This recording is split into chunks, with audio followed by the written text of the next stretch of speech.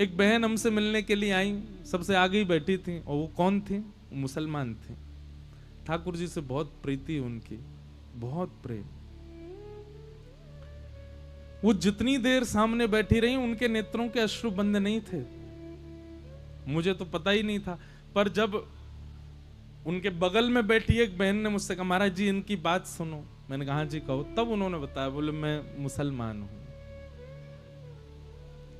तब मन में एक बात तो आई कि मेरे आपके चाहने से हमको कृष्ण से प्रेम नहीं हो सकता, हमको ठाकुर जी से प्रेम उनके चाहने से ही हो सकता है।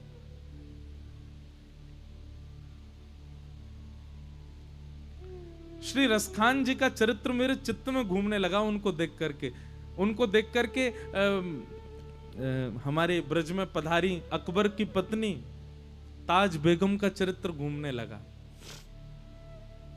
आपको पता है रसखान भक्त कैसे हुए ठाकुर जी के? मैंने कथाओं में सुनाया है। रसखान को सुंदर रूप देखने की आसक्ति थी। अगर वो इस सभा में भी आते तो बस नजर घुमा के यही देखते कि इनमें सुंदर कौन है, और जो सुंदर दिख जाता उसी को ही देखते रहते। रसखान का ऐसा स्वभाव था। तो रसखान क्या करते थे कि रोज एक मार्ग से निकलते थे, उस मार्ग पर कोई बहुत सुंदर बालक था। उस बालक को रसखान ने अपने घोड़ा पे बैठाया, ले गए। और वो तो राजा के मंत्री हैं, उनको कौन रोक सकता है? और हिंदू परिवार का बालक। शाम को रसखान लौट करके आया, उसके घर पर उसको छोड़ दिया, और उसके माता पिता से बोले कल इसको तैयार करके रखना, कल फिर ले जाऊंगा। बोले आप क्यों ले जाओगे? बोले खुदा ने इसको कितने कितने कितने चुन करके इसके नैन नक्श बनाए, इसका रूप बनाया है, मैं तो इसको बहुत निहारना चाहता हूं, तुम इसको तैयार रखना। घर वाले तो घबरा गए, बोले रोज हमारे बालक को ले जाता है। एक दिन ब्रज के कोई रसिक गए थे, उनसे इस बात को कहा कि बोले रोज रसखान हमारे बेटा को ले जाता है। क्यों ले जाता है? बोले उसको रूप देखने का शौक है, वो रूप के प्रति आसक्त रहता है। बोले कल उसको हमसे मिलवाना। दूसरे दिन रसखान जैसे आया तो वो ब्रज के जो साधक गए थे, उन्होंने कहा भैया तुम इस बालक को रोज ले जाते हो, पर तुमने हमें लगता है इससे बढ़िया बालक नहीं देखा अभी। रसखान बोला मैंने दुनिया की सुंदरता देखी है, मैंने सुंदर से सुंदर व्यक्ति देखे हैं, मैं लिख करके कलम तोड़ के कह सकता हूं इस बालक से सुंदर इस ब्रह्मांड में कोई नहीं होगा। तो ब्रज के साधक ने कहा हम दिखाते हैं, इधर आओ। रसखान गया, अपने झोला में से नन्हे से गोपाल जी मंद मंद मुस्कुरा रहे हैं, दो दतुइयां दिख रही हैं, घुंघराले केश हैं, ऊपर बेणी गूंथ रखी है, उसमें सुंदर मोर पिछ लगा है, हाथन में माखन लगा है, थोड़ा थोड़ा माखन मुख पर सना हुआ है। ऐसे ठाकुर जी का मधुर स्वरूप जैसे ही अपने झोला से निकाल करके रसखान को दिखाया,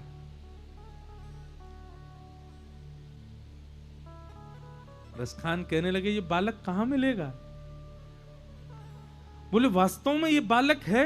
बोले हाँ है। कहां है? बोले वृंदावन में है।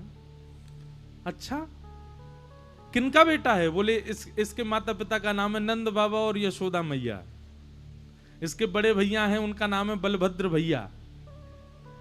वृंदावन में रहता है, टेढ़ी चाल चलता है, गैया चराता है, घर घर से माखन चुरा के खाता है, और इसी को देखने के लिए वृंदावन में भीड़ पड़ी है। कोई नाम जप कर रहा है, कोई एकादशी व्रत कर रहा है, कोई वृंदावन परिक्रमा कर रहा है, कोई यमुना जी में गोते लगा रहा है, कोई कथाएं सुन रहा है, कोई अनुष्ठान कर रहा है, कोई नाम जप कर रहा है, कोई व्रत कर रहा है। रसखान के चित्त में आ गया, बोले इन सबसे पहले मैं प्राप्त करूंगा इसको। तो अब रसखान गए तो इस भावना से देखिए एक सामान्य बालक है, और वृंदावन पहुंच करके रसखान की जो स्थिति हुई, आपको पता रसखान ने दीक्षा भी ली थी। गुसाई श्री विठलनाथ जी, श्री वल्लभाचार्य जी के सुपुत्र गुसाई श्री विठलनाथ जी से ब्रह्म संबंध लिया था रसखान ने। क्यों? बोले रसखान श्री कृष्ण को प्राप्त करने के लिए किसी भी हद तक जा सकता है। ये नियम करना, पालन करना, नियमों का पालन करना, ये सब क्या है? भगवत प्राप्ति के लिए ही तो कर रहे हैं हम सब लोग। तिलक लगा रहे हैं, परिक्रमा लगा रहे हैं, नाम जप कर रहे हैं, साधन कर रहे हैं, एकादशी कर रहे हैं, कंठी पहन रहे हैं। इन सब के पीछे कारण क्या है? कृष्ण प्राप्ति। बस हम लोग भक्त बन के करते हैं। रसखान जो था वो उसको बस एक प्रेमी बन करके एक हद पार करना चाह रहा था कि मैं कैसे भी इस बालक से मिलूं, और उन्हीं क्रियाओं को करते करते करते करते रसखान परम साधक हो गए।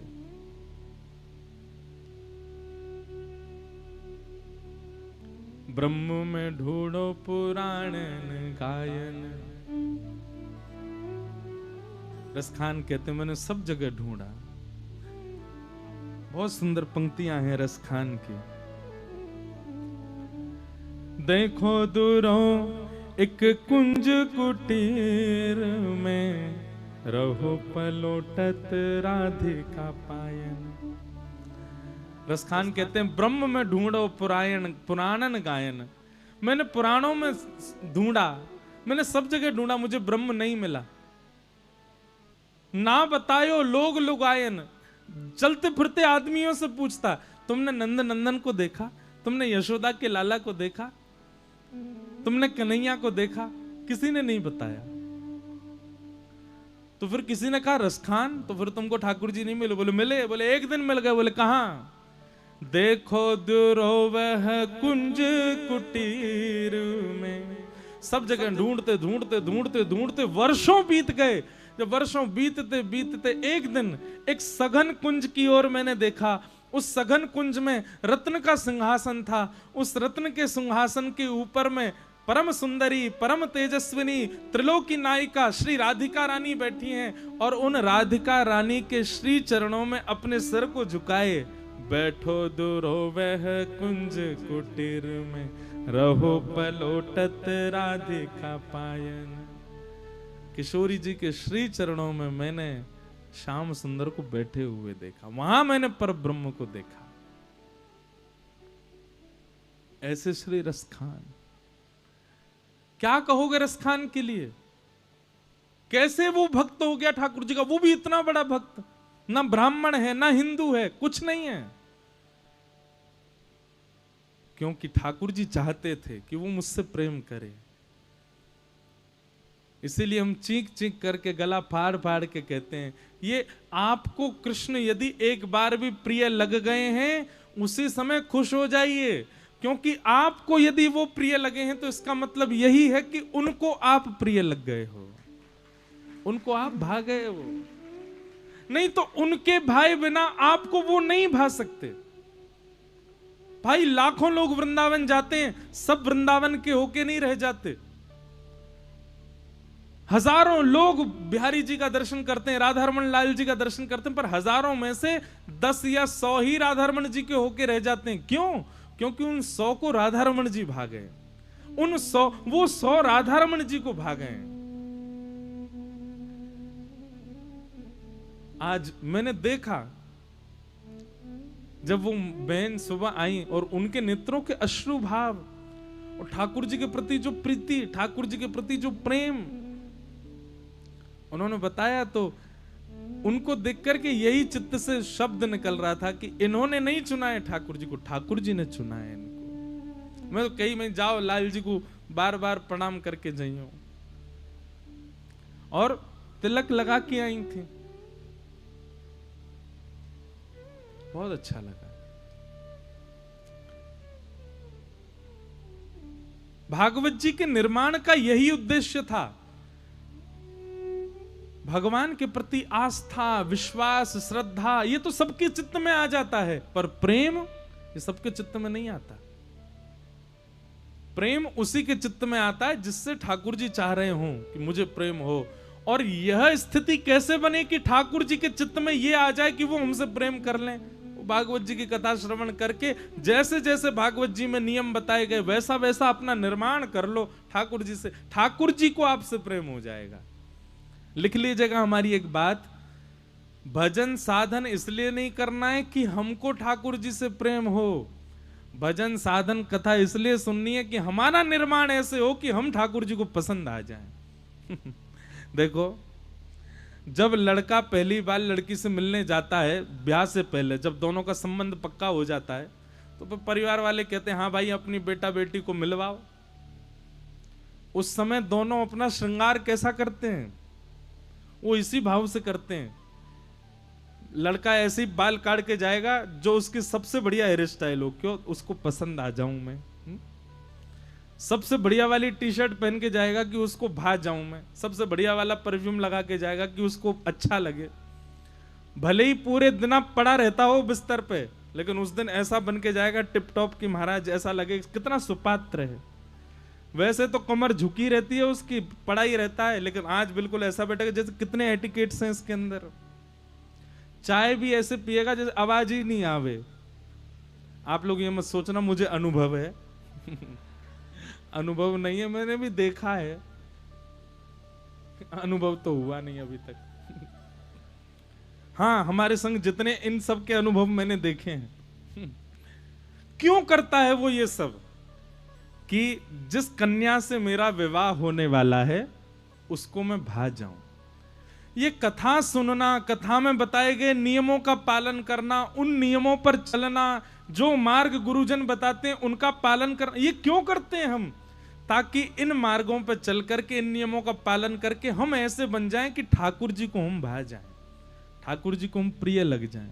और एक बार ठाकुर जी को यदि हम प्रिय लग गए तो निश्चित है कि प्रेम लक्षणा भक्ति प्रकट हो जाएगी, फिर उनके ही रहेंगे हम। प्रीति हमारा प्रेम श्री कृष्ण से हो, क्योंकि वेद व्यास जी आपके चित्त को शांति तभी मिलेगी जब ऐसी कोई रचना करोगे जिससे हरि प्रीति चित्त में प्रकट हो सुनने वालों के। तब नारद जी महाराज ने अपने पूर्व जन्म की कथा सुनाई, और वह कथा सुनकर के श्री वेद व्यास जी महाराज ने ध्यान लगाया, और ध्यान लगा करके जब रचना की तब भागवत जी का प्रादुर्भाव हुआ। बोलो भागवत महापुराण की। तो भागवत जी की रचना किस उद्देश्य से हुई? कृष्ण के प्रति प्रेम हो, कृष्ण के प्रति प्रेम का उद्दीपन हो, इस भाव से। नारद जी महाराज के भाव से वेद व्यास जी महाराज ने चिंतन किया, चिंतन करके फिर भागवत जी की रचना हुई, और वही भागवत की कथा श्री भागवत जी श्री सुखदेव जी को प्रदान की। सुखदेव जी कौन है? सुखदेव जी कौन है? श्री किशोरी जी के निज पक्षी हैं श्री सुकाचार्य जी। तरुवर छांव तीर यमुना के सुआ पढ़ावत डोले, तरुवर छांव तीर यमुना के सुआ पढ़ावत डोले। श्री किशोरी जी के निज पक्षी हैं श्री सुकाचार्य जी। अब हमारे ब्रज के भाव में तो एक भाव ऐसा बन गया जिसके कारण श्री सुकाचार्य जी को पृथ्वी पर आना पड़ा। बहुत ध्यानपूर्वक सुनिएगा। श्री सुखदेव जी महाराज नित्य किशोरी जी के समीप रहने वाले सुख पक्षी हैं। एक दिन नित्य गोलोक धाम में श्री ठाकुर जी का आगमन हुआ। ठाकुर जी को देख करके सबने प्रणाम किया, पर सुकाचार्य जी ने प्रणाम नहीं किया। बहुत ध्यानपूर्वक सुनिएगा। क्यों? सुकाचार्य जी के मन में, सुखदेव जी के मन में भाव आया, ये कौन है, मैं इनको जानता तो नहीं। उनका नाम तो खूब रटा था। सुखदेव जी का स्वभाव होता है कृष्ण, गोविंद, मुरारी, मधुसूदन, गोपाल, ऐसा बोलते रहते हैं, पर वे जानते नहीं थे कि ये कौन है। बस किशोरी जी को सुख प्रदान करने के लिए बोलते रहते थे। जब सुकाचार्य जी ने प्रणाम नहीं किया, सुखदेव जी ने प्रणाम नहीं किया, उस सुख पक्षी ने प्रणाम नहीं किया, तो फिर किशोरी जी ने डांटा, बोले तुमने प्रणाम क्यों नहीं किया ठाकुर जी को? तो सुख पक्षी बोला, हे श्री जी, हे स्वामिनी जी, क्षमा करें, पर मैं तो पहचान ही नहीं पाया वो कौन है। अरे जिनका नाम तुम दिन रात गाते हो वही तो थे। किशोरी जी को यह भाव पता चला कि भैया ये केवल नाम गाना जानता है, इसको केवल नाम रट गया है, पर नामी को अभी नहीं जानता। अब दुनिया में लोग सब ठाकुर जी का नाम जानते हैं। गोविंद, बताओ गोविंद नाम क्यों पड़ा भगवान का? गोविंद नाम का अर्थ क्या होता है? अब ये कब पता चलेगा? जब कथा सुनोगे। गो यानी कि गाय, और विंद यानी कि उनकी रक्षा करने वाला, उसको गोविंद कहते हैं। अब ये तो था सामान्य अर्थ, ये तो कोई भी लगा देगा, लेकिन इसका गूढ़ अर्थ क्या है? गौ माने होता है इंद्रियां। क्या होता है? हमारे शरीर में कितनी इंद्रियां होती हैं? 10। पंच ज्ञानेंद्रिय, पंच कर्मेंद्रिय, आंख, नाक, जीव, कान, त्वचा, ये पंच ज्ञानेंद्रिय। और कर्मेंद्रिय हाथ, पैर, मुख और 2 गुप्त इंद्रिय, ये 10 इंद्रियां हैं। इन 10 इंद्रियों को भटकने से जो बचाता है उसको कहते हैं गोविंद, उसका नाम है गोविंद। अभी कहां पता चलेगा आपको? कथा में। बोलते रहो गोविंद गोपाल हरि मधुसूदन। अब हरि का मतलब क्या होता है पता है? हरि का यदि आप सीधा सीधा अर्थ पूछो, हरि मतलब होता है बंदर। लेकिन हरि का अर्थ ठाकुर जी के परिप्रेक्ष्य में अलग है। जो सबके चित्त का हरण करे, जो सबके मनोभाव का हरण कर ले, जो सबके आर्तों का हरण करे, वो हरि, वो श्री हरि। किशोरी जी ने मन में विचार किया कि इस सुख पक्षी को नाम तो रट गया है, पर अभी नाम ही को ये नहीं जानता है। तब किशोरी जी ने आज्ञा की, अगर तुमको हमारे पास रहना है, हमारे संग रहना है, तो फिर श्री कृष्ण जिनका तुम नाम गाते हो उनको पहले पहचान के आओ, उनको पहले जान के आओ। तब शुकाचार्य जी महाराज पृथ्वी पर आए। पृथ्वी पर आपने प्रथम भागवत की कथा, अमर कथा महादेव से श्रवण की। महादेव थोड़े नाराज हो गए। क्यों? व्यासपीठ के पीछे बैठ के सुन रहे थे, तो महादेव त्रिशूल लेकर के भागे। आप उड़ते उड़ते अपनी उड़ते उड़ते हिमालय के कंदराओं में आप सीधे कहां पहुंच गए? बद्रिकाश्रम। बद्रीनाथ में जाकर के आपने क्या किया? तो बोले वहां पर वेदव्यास जी की पत्नी मुख खोल करके जलपान कर रही थी। तभी आपने सूक्ष्म रूप धारण किया और उनके मुख में होके गर्भ में जाके विराजमान हो गए और 12 वर्ष तक बिटिका के गर्भ में रहे। 12 वर्ष बाद आपका मां के गर्भ से जन्म हुआ, वही है श्री सुखदेव जी महाराज। तो बोले 12 वर्ष तक क्या कर रहे थे? बोले महादेव से सुनी गई कथा का मनन चिंतन कर रहे थे। 12 वर्ष बाद आपका जन्म हुआ। जन्म लेते ही आप वन में चले गए। वन में चले गए तो वहां से पूज्य पिताजी महाराज, आपके पिताजी वेदव्यास जी ने भागवत के श्लोकों का उच्चारण करके आपको बुलवाया, और जब आप आ गए तो आपको संपूर्ण भागवत प्रदान की, और वही भागवत की कथा फिर सुखदेव जी ने परीक्षित जी को सुनाई।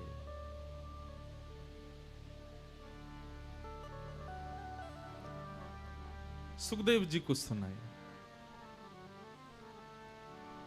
सुखदेव जी ने परीक्षित को सुनाई। अब यहां पर सब लोग प्रश्न करने लगे, ये परीक्षित कौन है?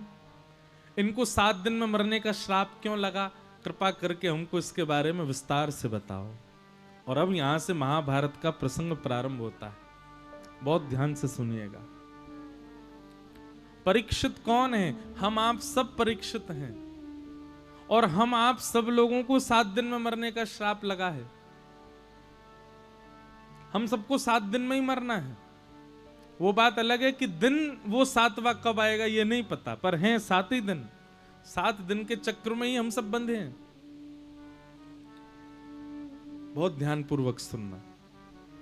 महाभारत का प्रसंग मैंने बहुत कथाओं से विस्तार से कहा नहीं, आज कहूंगा, इसलिए भाव से सुनना। कि यदा मृधे कौरव संजयानां वीरेस्वथो वीरगतिं गतेषु ब्रकोदरा विग्ध गदा विमर्श भृगुनूरुदंडे धृतराष्ट्रपुत्रे। बहुत पहले की बात है। एक बार एक गांव में हमारी कथा हुई। ब्रज के पास ही एक गांव था, तो वहां हमने ऐसे ही कहा कि हम अब महाभारत का प्रसंग सुनाएंगे। तो एक गांव के बूढ़े बुजुर्ग कथा के बाद मेरे से मिलने आए। मैंने कि कहो बाबा। बोले व्यास जी हमने तो आपको बुलायो कि आप हमको भागवत सुनाओ, आप तो महाभारत सुना रहे हो। मैंने कि बाबा मैं महाभारत नहीं सुना रहा हूं, परीक्षित जी का परिचय दे रहा हूं, उस परिचय के लिए थोड़ी महाभारत कह रहा हूं। और महाभारत की कथा भागवत में नहीं है, महाभारत के विश्राम से कथा शुरू होती है। एक बार एक गांव में कथा हुई, वहां मैंने वृत्रासुर की स्तुति सुनाई। तो जैसी वृत्रासुर की स्तुति सुनाई तो मुझसे पहले 6 बार कथा और हो चुकी थी वहां पर किसी और की। तो जैसे ही मैं नीचे उतरने लगा तो एक बाबा ने वहीं पकड़ लिया। बोले व्यास जी कहीं से भी कथा सुना रहे हो? मैंने की है मतलब? बोले हम 6 साल तक कथा सुन रहे हैं, वह व्यास ने तो कभी वृत्रासुर की कथा सुनाई नहीं, तुम कहां से सुना रहे हो? जो भागवत में तो नहीं है। मैंने की बाबा तुम्हारे पाम पर हूं। मैंने की अब मैंने अगर प्रमाणित कर दिया तो उस व्यास के पास जाके पूछना उसने क्यों नहीं सुनाई। मैंने भागवत में कथा है। तो कभी कभी ग्रामीण क्षेत्र में कथा होती है ना, तो वहां के लोगों से बड़े आनंद आते हैं,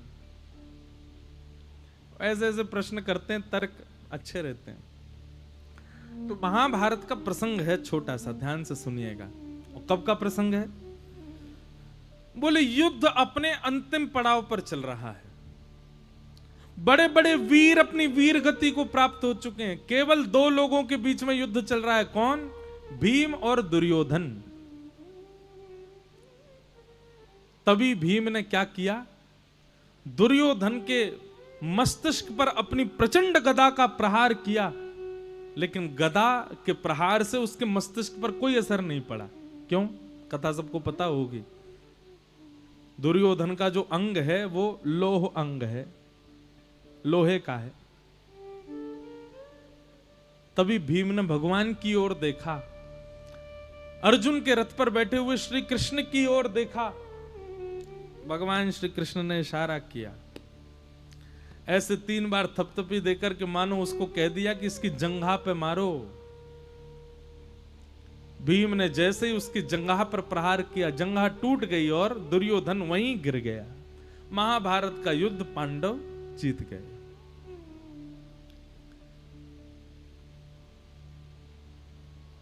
गांधारी जो थी कौरवों की माता जी, उनका विवाह जब धृतराष्ट्र से हुआ तो उन्होंने संकल्प ले लिया, मेरे पति नहीं देख सकते, नेत्रहीन हैं, मैं भी आंखों पे पट्टी बांध लूंगी, मैं भी पूरी दुनिया नहीं देखूंगी।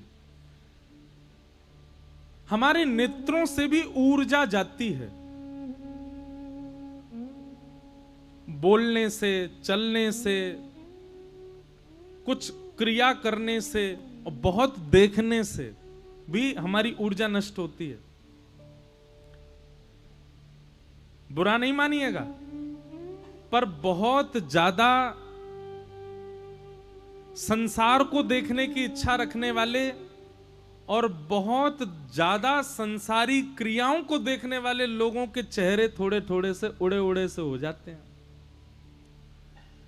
भगवत दर्शन करने वालों को देखो, भगवत आराधन करने वालों को देखो, उनके चेहरे का अलग ही एक नूर जैसा होता है।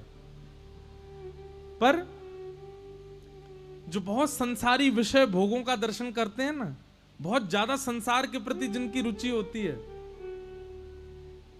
उन तेजहीन हो जाता उनका चेहरा। क्यों? हमारी ऊर्जा नेत्रों से जाती है। इसलिए नेत्रों से भी भैया देखो ठाकुर जी को ही, और या ठाकुर जी के जनों को।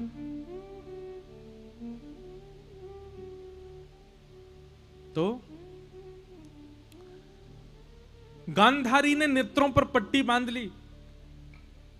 अब उसके नेत्रों की जो ओज थी, उसकी नेत्रों की जो ऊर्जा थी, वो इतनी इकट्ठी हो चुकी थी, और उसके पास में एक दिव्य तेज भी था पतिव्रता नारी का। पतिव्रता नारी है, अपने पति के लिए नेत्रों पर पट्टी बांध ली। इन सबके प्रभाव से गांधारी के नेत्रों में एक ऐसा बल आ गया था कि अब वो जिसको देख लेगी वो लोहे का हो जाएगा। ये बात जब गांधारी को पता चली, उसने अपने पुत्र दुर्योधन से कहा कि तुम निर्वस्त्र होकर मेरे सामने आ जाओ, मैं पट्टी खोल के तुमको देखूंगी। अब तक जितना भी बल मेरे नेत्रों में तेज पुंज जमा हुआ है, उस सब से तुमको मैं लोहे का बना दूंगी। महाभारत युद्ध में कोई तुमको परास्त नहीं कर पाएगा, और तुम परास्त नहीं होगे तो विजय कौरवों की होगी। दुर्योधन अर्धरात्रि का समय और निर्वस्त्र होकर के जा रहा था अपनी मां से मिलने। तभी द्वारिकाधीश आ गए। हमारे ठाकुर जी बड़े आनंद वाले हैं। जैसे ही सामने से ठाकुर जी आए, अब निर्वस्त्र अवस्था में वो तो जा रहा था और ठाकुर जी को देख करके छिपने लगा इधर उधर। भगवान बोले, हे अर्धरात्रि में निर्वस्त्र होके कहां जा रहे हो? उसने कहा, ठाकुर जी क्षमा करना, मां ने बुलाया। तो बोले, अरे तो मां के सामने? बोले, मां के सामने तो जा सकते हैं। बोले, तो भाई मां के सामने भी एक आयु होती है, उस आयु तक ठीक है, बाल अवस्था है तब तक तो रहो कैसे भी, पर भाई थोड़ी तो मर्यादा रखो। मां भी देवी का स्वरूप होती है, उसके सामने भी इस प्रकार तो नहीं जाना चाहिए। बोले, मां ने आज्ञा करी। तो बोले, ठीक है, तो मां के सामने जाओ, पर अपने कटी भाग को ढक करके जाओ। केले के पत्ते से ढक लिया। भगवान बोले, अब जाओ। और सुनो, मां को बोलना नहीं, जब देख ले तो अपने आप ही पता चल जाएगा कि ढक के आए हो। और मां की तो ममता है, मां तो चाहती है कि मेरा बालक तो हमेशा छोटा ही है, पर तुम अपनी मर्यादा का पालन करना। दुर्योधन बोला, ठीक है। जैसे ही गया, मां से जाकर बोला, मां मैं आ गया। बोले, और तो कोई नहीं, बस निर्वस्त्र हो ना? बोला, हाँ मां। नेत्र खोल करके जैसे ही देखा, प्रथम दृष्टि में ही एक दिव्य तेज निकला और दुर्योधन का सर्वांगन अंग लोह का हो गया, केवल जंघा रह गई। मां ने कहा, अरे पागल, ये तू क्या करके आया? बोले, मां मुझे शर्म आ रही है, आपके सामने ऐसे तो नहीं आ सकता। बोले, तुम तेरी मां हूं, मुझसे क्या शर्माता है? अब महाभारत युद्ध में अगर तुम्हारी हार का कारण बनेगा तो तुम्हारी जंघा ही बनेगी। एक कारण, जंघा पर प्रहार इसलिए किया। दूसरा कारण, अच्छा मैं क्यों इतना जोर दे रहा हूं जंघा के प्रहार का? क्योंकि धर्म युद्ध में नियम है, नाभि से नीचे आप प्रहार नहीं कर सकते। ये जितने भी युद्ध प्राचीन काल में होते, उसमें नियम होता था कि आप नाभि से नीचे नहीं मार सकते हैं सामने वाले योद्धा को। यदि मारते हैं तो आप अपराधी माने जाओगे। और रोज शाम को युद्ध विराम होता था, सूर्यास्त होते युद्ध रुक जाता था और आपस में राजा भी बात करते थे, सैनिक भी बात करते थे। ऐसा रूप होता था युद्धों का। उसमें यदि यह देखने में मिलता था कि किसी योद्धा के पैर में बाण मारा गया है तो फिर राजा को क्षमा मांगनी पड़ती थी और फिर उसका भी रूप होता था। तो नाभि से नीचे प्रहार करना यह धर्म युद्ध के विरुद्ध था। तो फिर भीम ने क्यों मारा, और वो भी भगवान की आज्ञा से? तो पहला कारण और कोई उपाय ही नहीं था कौरवों को हराने का, यही उपाय था। दूसरा कारण, जब भरी सभा में कौरव द्रौपदी को निर्वस्त्र कर रहे थे, दुशासन साड़ी खींच रहा था, उस समय चिल्ला चिल्ला करके दुर्योधन कह रहा था हंसते हंसते, जल्दी निर्वस्त्र करो और निर्वस्त्र करके मेरी जंघा पर बैठाओ इसको।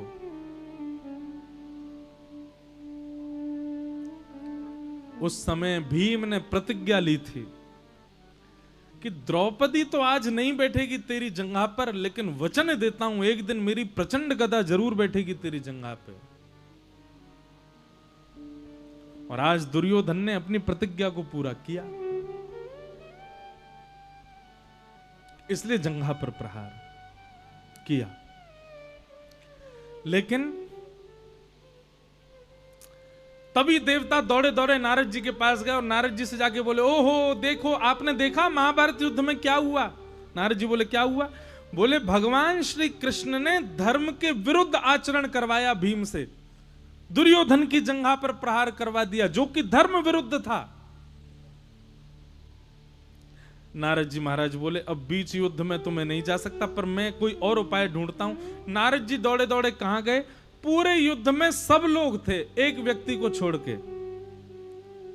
महाभारत युद्ध में एक व्यक्ति नहीं था। कौन? बलराम जी।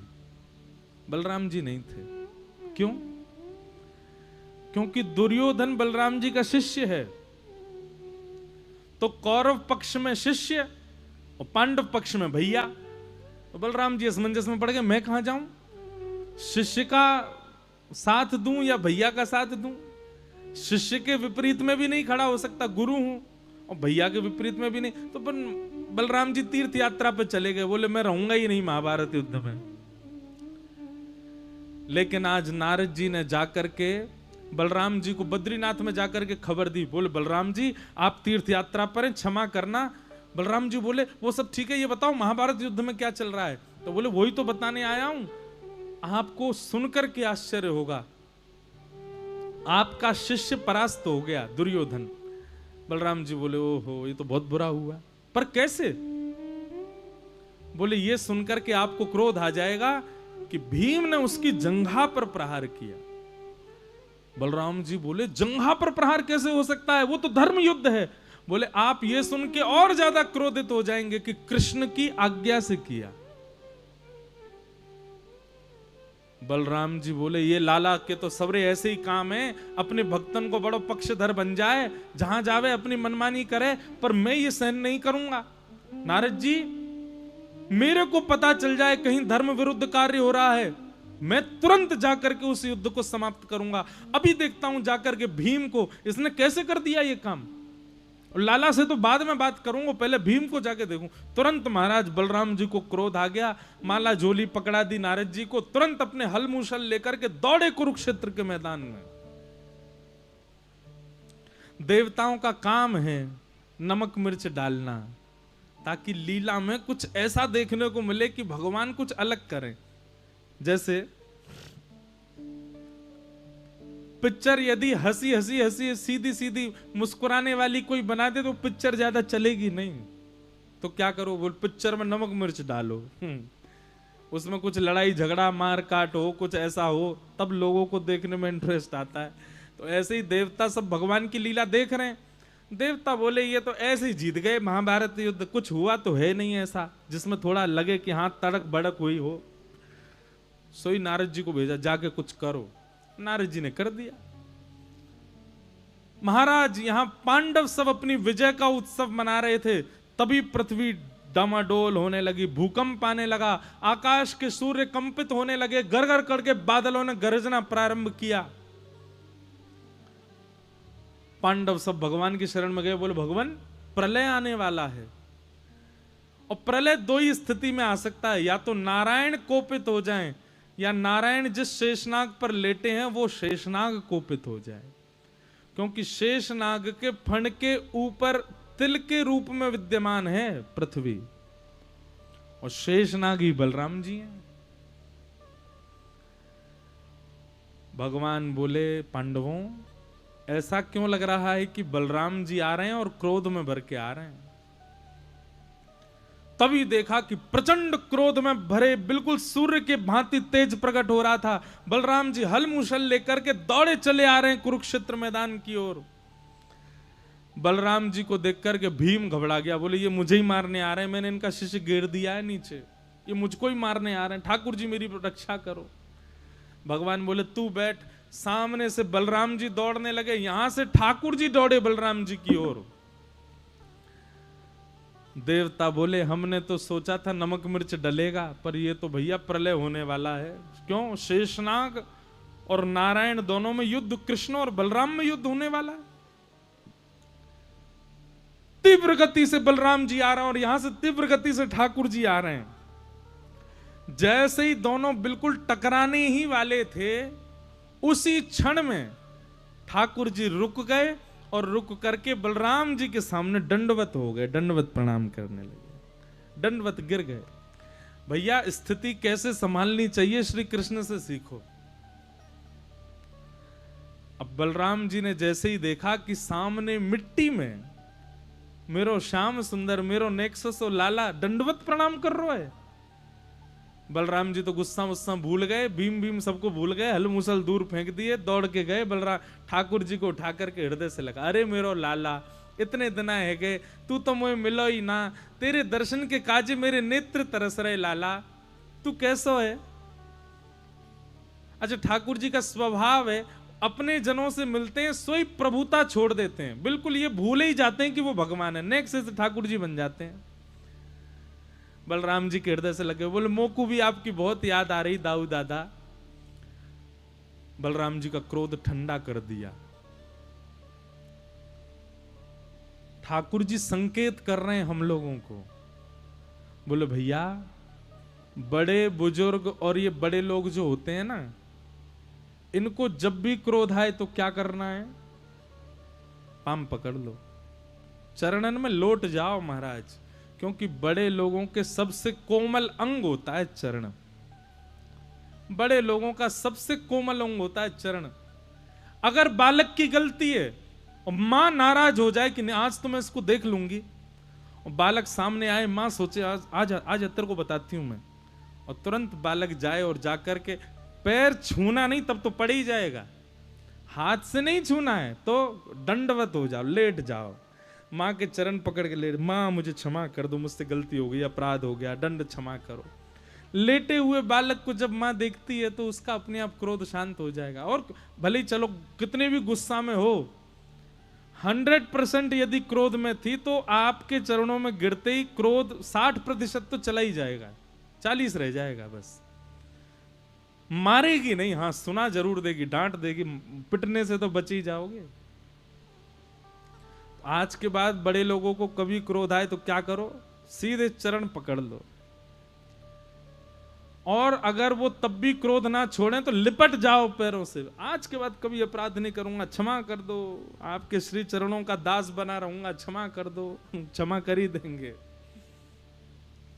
ठाकुर जी ने यही कहा। बोले बलराम जी को रोकने के लिए मैं खड़े खड़े कहूं दाऊ दादा रुक जाओ, मेरी बात सुनो, काम नहीं बनेगा, पहले इनका गुस्सा कम करो। और वो कैसे होगा? बोले दंडवत प्रणाम। ठाकुर जी लेट गए, और जैसे ही दाऊ दादा का क्रोध शांत हुआ, क्रोध शांत होते ही ठाकुर जी बोले दाऊ दादा आप इतने क्रोधित क्यों हो रहे? तब दाऊ दादा को याद आया कि मैं तो क्रोध में आया था। दाऊ दादा बोले मेरे हलमुशल कहां है? लाला तू बाद में मिलियो मुझसे, पहले मैं यहां भीम को देखूंगा। भगवान ने हाथ पकड़ लिया, बोले मुझे बताइए ना आप क्रोधित क्यों हो रहे हैं? बोले लाला धर्म युद्ध का नियम है, नाभि से नीचे प्रहार नहीं होना चाहिए, और इस भीम ने दुर्योधन की जंगा तोड़ दी, और वो भी तेरे कहने पे। ऐसा क्यों भयो? मुझे बता सके? लाला तू भगवान है, धर्म की रक्षा करवे के काजे पृथ्वी पे आयो, खुद ही धर्म तोड़वा रो है। जब बलराम जी ने अपना मुख्य उद्देश्य बताया तो ठाकुर जी बोलते हैं अब दाऊ दादा मेरी बात सुनना 2 मिनट, मैं बोलूं। हाँ लाला बोल। ठाकुर जी कहते हैं दाऊ दादा आप ये बात मानते हैं कि जंघा पर प्रहार करना ये धर्म विरुद्ध है? बहुत ध्यानपूर्वक सुनिएगा सब लोग, भगवान का उत्तर सुनो। आप इस बात को मानते हैं कि जंघा पर प्रहार करना ये धर्म विरुद्ध है? दाऊ दादा बोले हाँ मैं मानता हूं। अच्छा, तो क्या आप इस बात को नहीं मानते कि एक अबला नारी को भरी सभा में निर्वस्त्र करना यह भी अधर्म है? उस समय तो आप गदा लेकर के नहीं आए थे अपनी, जब हमारी बहन को निर्वस्त्र किया जा रहा था भरी सभा में। भीष्म पितामह बैठे थे, कृपाचार्य बैठे थे, 5 पति सामने मुख नीचे करके बैठे थे। उस समय दुर्योधन चिल्ला चिल्ला करके कह रहा था अरे दुशासन निर्वस्त्र कर दे, निर्वस्त्र करके। अरे दुर्योधन की कौन लगती है द्रौपदी? भाभी है उसकी, अपनी भाभी जो मां समान है उनको निर्वस्त्र कर रहा था दुर्योधन। उस समय आप नहीं आए गदा लेकर के? उस समय मैंने सभा में आपको नहीं देखा कि आप गदा लेके आए हो और दुर्योधन के ऊपर प्रहार करने लग गए हो।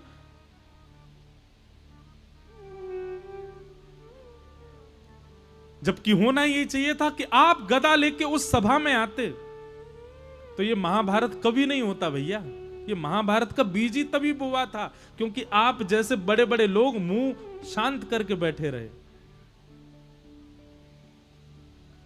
अगर उस समय वस्त्र रूप धारण करके नहीं गया होता मैं, हमारी बहन निर्वस्त्र हो जाती भरी सभा में।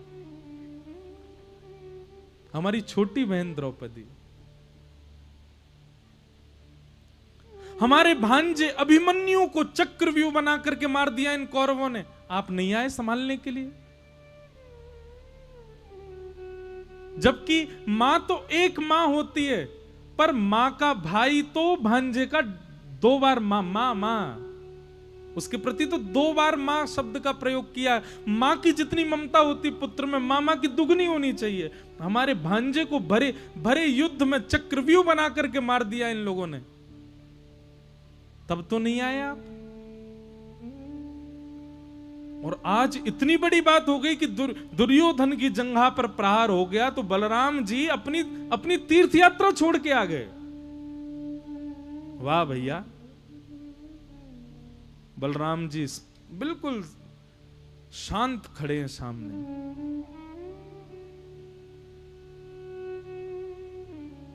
भैया मेरी एक बात सुनिएगा, दुर्योधन जैसे अधर्मी को मारने के लिए, दुशासन जैसे अधर्मियों को मारने के लिए यदि सामने वाले पक्ष को अधर्म का पालन करना पड़े तो वह भी धर्म है, वह भी धर्म है। ऐसे ऐसे अबला नारियों पर हाथ उठाने वाले, इस प्रकार से छल कपट करके जीवन जीने वाले लोगों के लिए धर्म की बात नहीं देखी जाती कि हम धर्म देखेंगे। अरे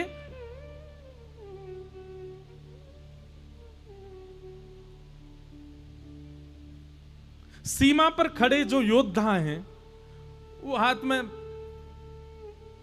बंदूक लेकर के खड़े हैं, सामने वाला व्यक्ति उपद्रव कर रहा है और वो ये सोच रहे हैं ये किसी का पति होगा, इसके भी बच्चे होंगे, मैं इसको क्यों मारूं। वहां अगर वो दया दिखाएगा तो वो अपने धर्म से च्युत हो जाएगा, अपने धर्म से बिलग हो जाएगा। वहां वो दया नहीं कर सकता, वहां उसको ये विचार नहीं करना है कि ये भी किसी का पति है, इसके भी बच्चे होंगे। वहां उसको युद्ध करना ही पड़ेगा। क्यों? क्योंकि एक के प्रति ये बात करेगा तो वो एक बचने पर ना जाने कितनी माताओं को विधवा कर देगा, कितने बालकों को अनाथ कर देगा।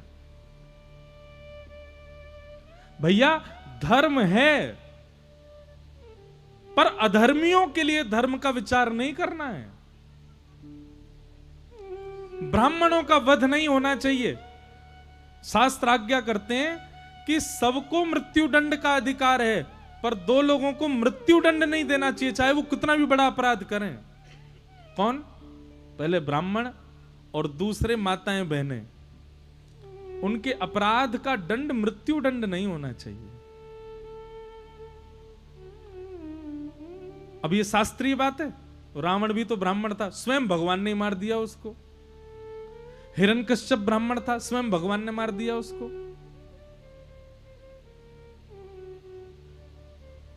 जब व्यक्ति अधार्मिक हो जाता है, अधर्मी हो जाता है, जब व्यक्ति आतताई हो जाता है, जब व्यक्ति क्रूर हो जाता है, जब व्यक्ति बालक और माताओं का रक्षक ना होके भक्षक बन जाता, वहां हम ये विचार करेंगे कि ये ब्राह्मण है, वहां हम ये विचार करेंगे कि धर्म क्या कहता है या नहीं कहता। वहां तो अधर्म से उसका वध ही श्रेष्ठ है, उचित है। दाऊ दादा हाथ जोड़ने लगे, बोले लाला मैं तेरी बात समझ गया। और महाभारत के उस कलह को जो वहां होने वाला था उसको ठाकुर जी ने संभाला।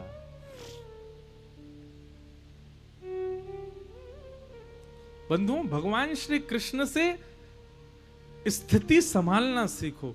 आप पढ़े लिखे नहीं हो, आप ज्यादा ज्ञानी नहीं हो, चलेगा, पर आप यदि सिचुएशन संभालना चाहते हो, आप स्थिति संभालना चाहते हो, एक सभा को संभालना चाहते हो, संभालना जानते हो, आप विवेकी पुरुष हो। और भगवान श्री कृष्ण से यही सीखिए कि सिचुएशन को कैसे संभाला जाता है, स्थिति को कैसे संभाला जाता है। कितनी बार दिखाऊं मैं आपको पूरी भागवत में कि कितनी बार सिचुएशंस को संभाला है ठाकुर जी ने। चाहे वो बाल अवस्था हो, चाहे वो विवाह की अवस्था हो, चाहे वो राजा की अवस्था हो, चाहे वो युद्ध की अवस्था हो, हर अवस्था में ठाकुर जी ऐसे संभालते हैं सबको।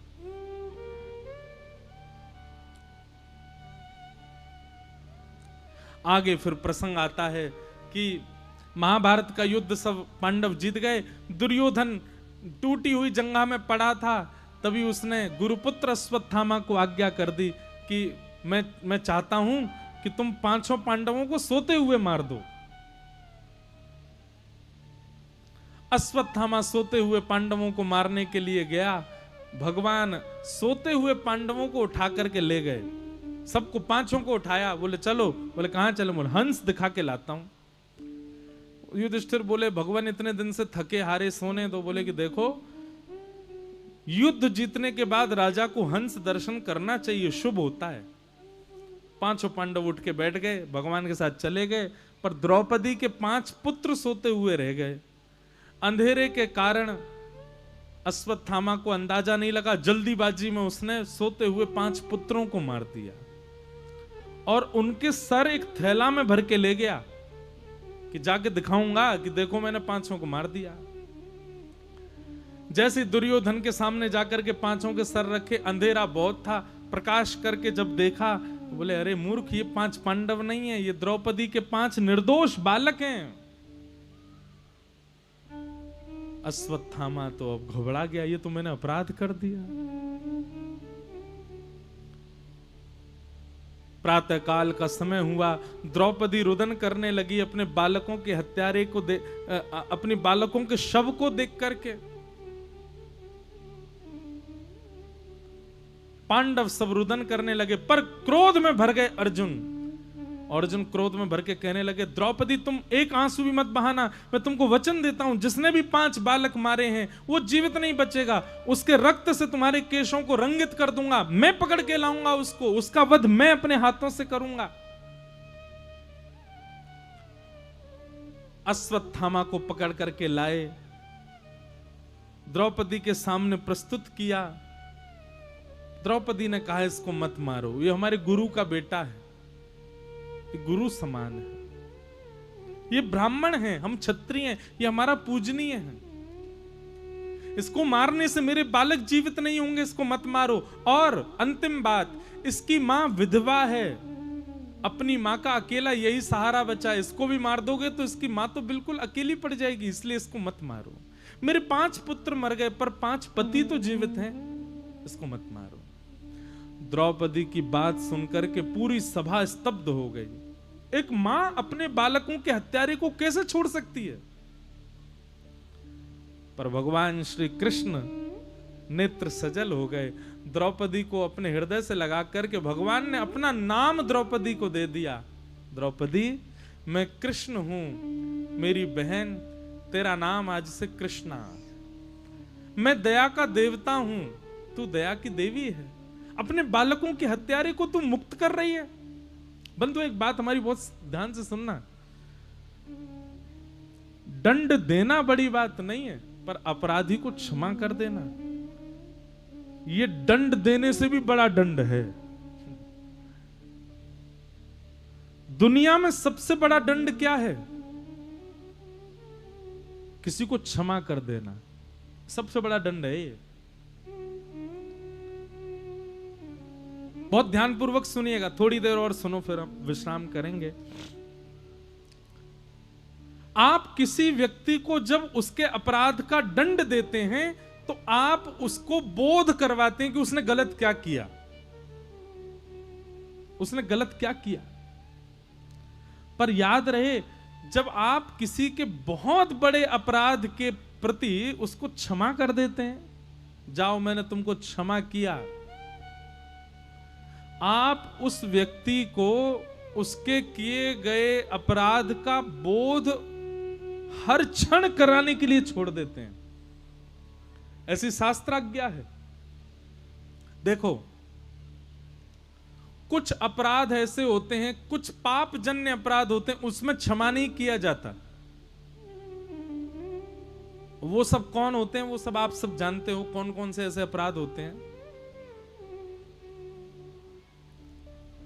पर कई ऐसे दंड होते हैं, कई ऐसे अपराध होते हैं, उसके प्रति अगर आपने उसको क्षमा कर दिया तो ये आपने उसको छोड़ा नहीं है, बल्कि आपने उसको और घाटे में डाल दिया। क्योंकि आप दंड देते तो आप जितनी आपकी क्षमता उतना दंड देते, पर अगर आपने उसको क्षमा कर दिया उसका मतलब आपने इतना बड़ा दंड दे दिया है कि आप सोच भी नहीं सकते। क्यों? क्योंकि फिर आपका बदला प्रकृति लेगी उससे।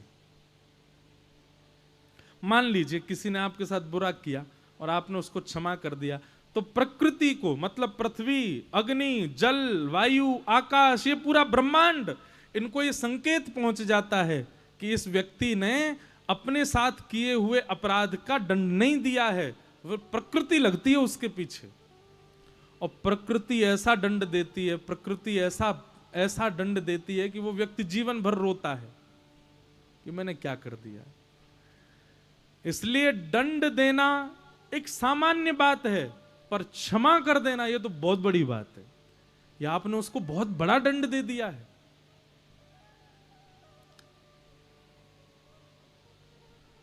एक कथा आती है, जयदेव महाप्रभु हुए उड़ीसा में, बंगाल के थे।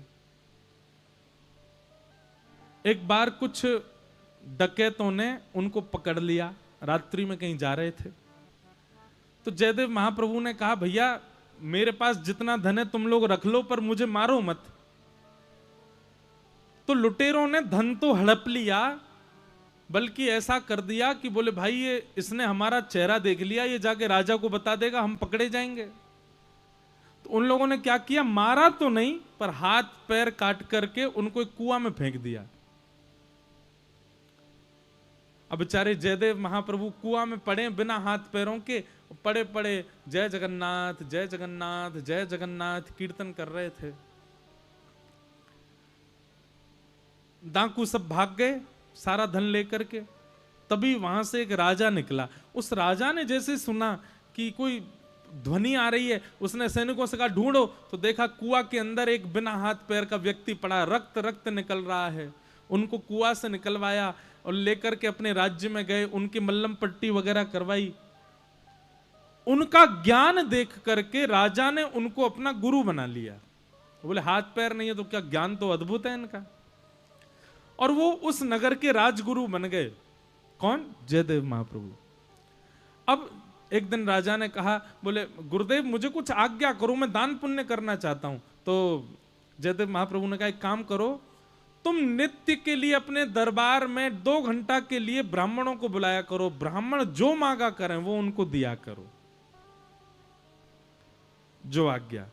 तो रोज राजा के दरबार में 2 घंटा के लिए ब्राह्मण ही आते थे और ब्राह्मण जो मांगते थे वो उनको देता था। इतना प्रचार प्रसार हो गया इस बात का कि दूर दूर से ब्राह्मण आने लगे। अब एक दिन वो 4-5 डकैत जिन्होंने उनके हाथ पैर काटे थे जयदेव महाप्रभु, उनको ये बात पता चली कि एक राजा है वो ब्राह्मणों को मुंह मांगा दान देता है। ब्राह्मण बनने में क्या, चोटी रख लो, त्रिपुंड लगा लो, धोती पहन लो, जनेऊ धारण कर लो, बन गए ब्राह्मण। 4-5 डकैत ब्राह्मण वेश धारण करके चले गए। अब जैसे ही उन्होंने राजा के महल में प्रवेश किया, प्रवेश करते ही उन्होंने क्या देखा, राजा के बगल के सिंहासन पर बिना हाथ पैर के जयदेव महाप्रभु बैठे। और वो 5 तो घबरा गए, बोले ये तो हमको जानते हैं, हमने ही तो इनके हाथ पैर काटे थे, हमको तो लगा ये मर जाएंगे, पर ये तो बच गए। और अब तो भैया दंड के लिए तैयार हो जाओ, ये राजा से हमारी शिकायत करेंगे, राजा हमको पकड़ करके जेल में डालेगा। पर जयदेव महाप्रभु ने क्या किया, जैसे ही उन 4 को आते देखा, राजा से कहा ओहो ओहो नगाड़े बजाओ, बाजे बजाओ, गाजे बजाओ, राजन देखो देखो कौन आया। राजा तो प्रसन्न हो गया, बोले कि ओहो मेरे गुरुदेव का कोई प्रिय आया। कौन है गुरुजी ये?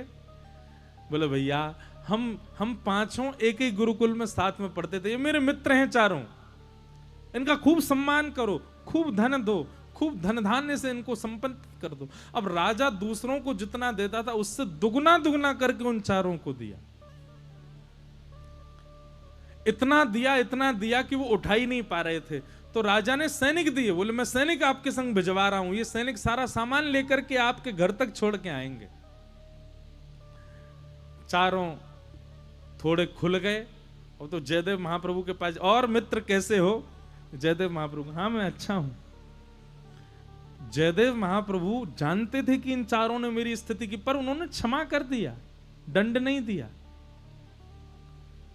जैसे ही 4 जाने लगे सारा सामान लेकर के सैनिकों के साथ, तो सैनिकों ने कहा, बोले हमारे राजा ने बहुत बड़े बड़े लोगों को दान दिया, पर आप जैसा दान किसी को नहीं दिया।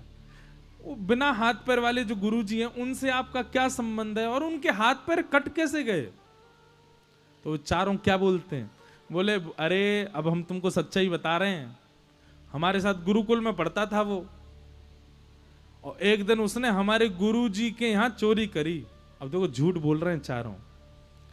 एक दिन गुरुजी के यहाँ उसने बहुत महंगे रत्न की चोरी करी, तो गुरुजी ने हम चारों को आज्ञा कर दी, ये रत्न चुरा करके भागा है, इसको बीच जंगल में ले जाकर के वहां इसको मार दो, इसको मृत्यु दंड दे दो।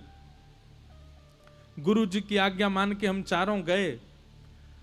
अब हम चाह तो रहे थे उसको मारना, गुरुजी की आज्ञा तो थी मारने की, पर गिड़गिड़ाने लगा हमारे आगे, रोने लगा, और उसने बहुत हाथ पांव उसके कांपे, उसके आंखों में आंसू देख के हम चारों ने उस पर दया कर दी, उसको मारा नहीं, उसके हाथ पैर काट दिए। वही तुम्हारे यहां राजगुरु बन के बैठा है। जैसे ही ये बात कही पृथ्वी फट गई और वो चारों पृथ्वी में समा गए। मतलब प्रकृति ने दंड दिया। एक तो सामने वाले के साथ तुम गलत करके आए, उसने तुमको क्षमा कर दिया, ऊपर से किसी ने पूछा तो तुम उसके इतना धन धान्य तुमको दिलवाया उन्होंने, ऊपर से तुम उनकी निंदा कर रहे हो, तुम झूठ बोल रहे हो। प्रकृति उनके भार को सह नहीं पाई और फट गई, बीच में से चारों समा गए। सैनिक दौड़ करके गए महाराज, और जाकर के राजा को सारी खबर बताई। तो राजा ने जयदेव महाप्रभु से पूछा, भगवान ये क्या हुआ? तब जयदेव महाप्रभु कहते हैं, बोले देखो राजन, अपराध करने वाले को दंड देना सामान्य बात है, पर अपराध करने वाले को क्षमा कर देना ये सबसे बड़ा दंड है। मैंने उनको क्षमा कर दिया था, तो मेरी क्षमा का बदला प्रकृति ने लिया। आज के बाद प्रयास करना, कोई गलत करता आप उस पर चिल्ला भी देते हो ना, तो भी ये समझ लो कि आपने बदला ले लिया, आप क्षमा कर दो। क्षमा कर दिया इसका मतलब क्या है कि आपने उसको और कुएं में फेंक दिया, अब प्रकृति नहीं छोड़ेगी उसको। लेकिन फिर भी वैष्णव का स्वभाव दंड देना नहीं है, वैष्णव का स्वभाव क्षमा करो। क्षमा बड़े को चाहिए, बड़े लोगों का स्वभाव क्षमा। द्रौपदी ने क्षमा कर दिया, भगवान ने द्रौपदी को हृदय से लगा लिया और अपना नाम दे दिया, मेरा नाम कृष्ण, तेरा नाम कृष्णा। बोलो बाल कृष्ण लाल की जय। इस प्रकार द्रौपदी पर भगवान ने अनुग्रह किया। इसलिए कभी भी जय श्री कृष्णा मत बोला करो, जय श्री कृष्ण। आ की मात्रा लगाते वो द्रौपदी का नाम हो जाता है, भगवान का नाम कृष्ण है। द्रौपदी पर अनुग्रह किया। अर्जुन ने आधी दाढ़ी, आधी मूंछ, आधे केश और शिखा छेदन करके अश्वत्थामा को छोड़ दिया। अश्वत्थामा अपने ऊपर किए गए अपमान का बदला लेने के लिए गया और उसने देखा कि इन पांडवों का वंश वैसे तो खत्म हो चुका है, पांचों बालकों को मैंने, और मैं ऐसा क्या करूं कि इन पांडवों का वंश यहीं रुक जाए, इसके आगे बढ़े ही ना, इनके यहां तर्पण करने वाला भी ना बचे।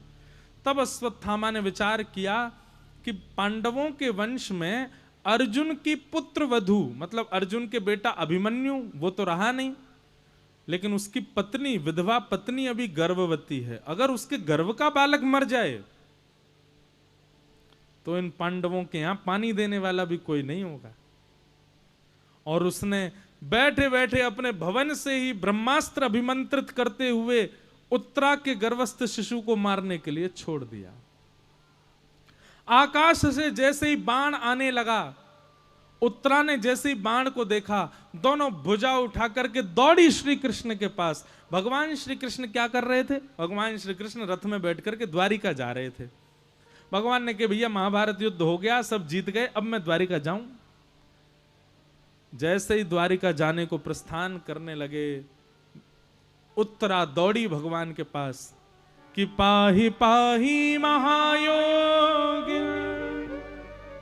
देव देव जगतपते नान्यम तद्भयं पश्ये यत्र पुत्र मृत्यु परस्परम। पूर्ण समर्पण, एक क्षण भी उसने विचार नहीं किया, आपत्ति आते ही दौड़ी भगवान की शरण में और भगवान से जाकर के कहने लगी, मैं भले ही मर जाऊं, मेरे गर्भ के बालक को बचा लीजिए नाथ। भगवान एक रूप से तो बाहर खड़े थे, दूसरे रूप से अंगुष्ठ मात्र वायु बन करके उसके नासिका से गर्भ में प्रवेश कर गए। अपनी अपनी चक्रा नाम की गदा को इतनी द्रुत गति से ठाकुर जी ने गर्भ में जाके घुमाया, आकाश में ही ब्रह्मास्त्र नष्ट हो गया और उत्तरा के गर्भ के बालक की रक्षा हो गई। बोलो भक्त वत्सल भगवान की। ये बालक कौन है? यही बालक है परीक्षित। कौन है? एक बात सुनिएगा, ये कोई ऐसी मनगढ़ंत बात नहीं है, बहुत ऊंची बात है। हमारे पूज्य पिताजी महाराज के गुरुदेव पूज्य श्री रामानुज गुरु जी कहा करते हैं, क्या भगवान गर्भ में चले गए रक्षा करने? वो गर्भ जो इतना अपवित्र होता है। बोले भगवान गर्भ में बालक की रक्षा करने नहीं गए थे, भगवान गर्भ में इसलिए गए, बोले भैया ये बालक भविष्य में चल करके मेरी कथा का श्रोता बनेगा, इसलिए इसकी रक्षा करनी है। तो इसका मतलब क्या है?